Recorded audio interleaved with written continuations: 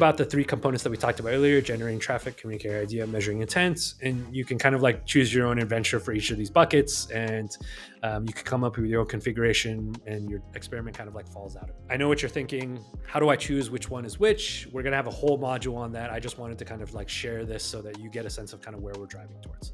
Just as two quick examples here of what common configurations look like, just to kind of support this idea of what configurations are. Let's say you're making a consumer app, which could be kind of like an elderly kind of dating app. I think that fits into kind of consumer. You could decide to do paid ads.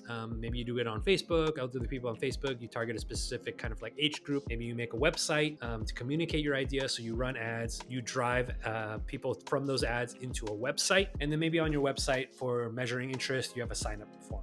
And so you pick one from each of these, and you kind of have a nice little experiment here. You run ads, drive them to a website, see how many of them sign up. So you can think about the experiment as, let's say 10,000 people saw your ad, 1,000 of them went to your website, and 100 of them signed up. So you have this really nice kind of funnel to kind of measure at each of the stages how interested people are, and that gives you concrete evidence to figure out whether your startup idea is compelling or not, and whether it's promising. And so this is a common configuration for consumer apps, but you can kind of see how choosing one from each column, that makes a configuration, and that's what you can use to set up experiments. Okay, second example here is a common configuration for B2B. And in this case, the configuration is for generate traffic. We're going to do cold LinkedIn outreach, and maybe think about the business as you're building accounting software for SMEs. And so you want to get in front of people who do accounting for SMEs, and that's probably going to be the owner. You can go on LinkedIn, you can search for people who own SME businesses, and you can reach out to them. So that's how you get in front. So let's say you choose cold LinkedIn outreach. To communicate your idea, you want to get on the phone with them. You want to explain how your accounting software can help them. And so that's how you communicate your idea. You get on a phone call. How you measure interest is you actually try to get them to be your customers, right? You can say, hey, I'm building this thing, I'll give you a special price if you kind of sign up beforehand.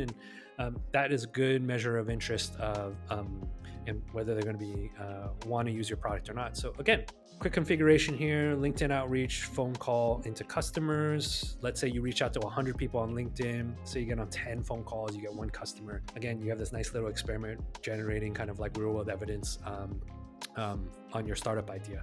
And so again, we're going to go really in depth into each of these. I hope you kind of understand how to choose kind of different configurations. There's lots of options in each of these configurations, and so you're definitely not limited to just these, but we wanted to run through this idea of configurations and run through some examples so you can see where we're kind of like driving towards. By the end of this course, you will kind of have a good understanding of these configurations, how to figure out which ones to use for your startup idea or any other startup idea, and then you'll be able to kind of run experiments. And so I think configuration is a really kind of powerful idea for running experiments.